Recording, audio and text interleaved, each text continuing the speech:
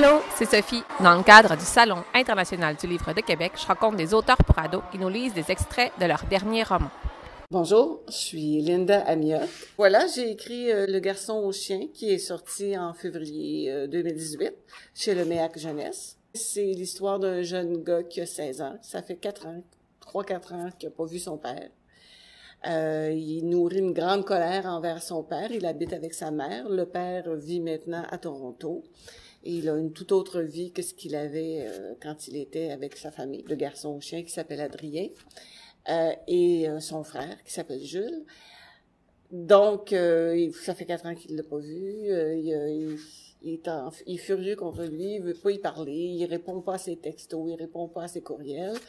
Mais voilà que le père va avoir 50 ans et qu'il invite ses 2 fils à venir le voir à Toronto. Alors, qu'est-ce que fera Adrien? Ben là, évidemment, il faut lire le livre pour le savoir. Alors, voilà, je vous en lis un petit extrait. J'étais furieux contre mon frère, mais c'est maman qui a copé. Depuis le terminus d'autobus, nous avions roulé en silence. Elle regardait la route devant nous qui se déroulait kilomètre après kilomètre. J'essayais de ne plus penser à Jules, ni surtout à mon père.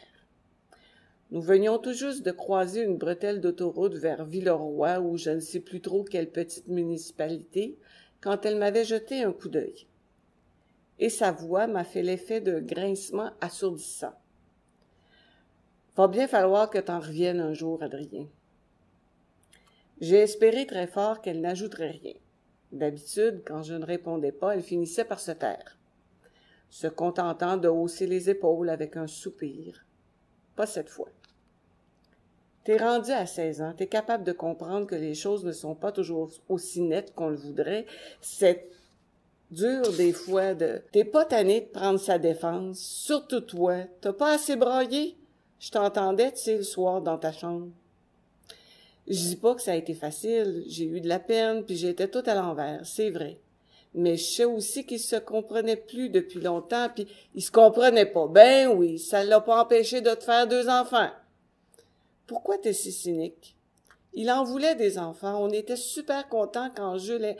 Ben oui, il voulait tout avoir, c'est pas compliqué. Une femme, puis des petits d'un côté, puis ses chums de l'autre. Faire une vie de gars normal d'un côté, puis la vie qu'il voulait de l'autre. 8 ans après la naissance de Jules, t'avais toujours pas saisi qu'il te niaisait? Ou ben tu voulais te faire accroire des histoires encore, c'est pour ça que vous m'avez fait? Adrien, modère tes paroles, c'est à moi que tu parles, pas à tes amis. J'ai serré les dents, retenant un calice que j'ai étiré dans ma tête. J'étais encore plus furieux qu'au départ de Québec. Fâché contre Jules qui avait trouvé le moyen d'anéantir 2 jours tout à fait agréables. Exaspéré contre maman qui n'avait pu s'empêcher de ramener le sujet, mais surtout en maudit contre moi, car maman ne méritait pas que je l'accuse et l'insulte. Ma seule vraie colère, c'est envers mon père que je la ressentais, mais c'est à lui que je ne l'avais jamais exprimée.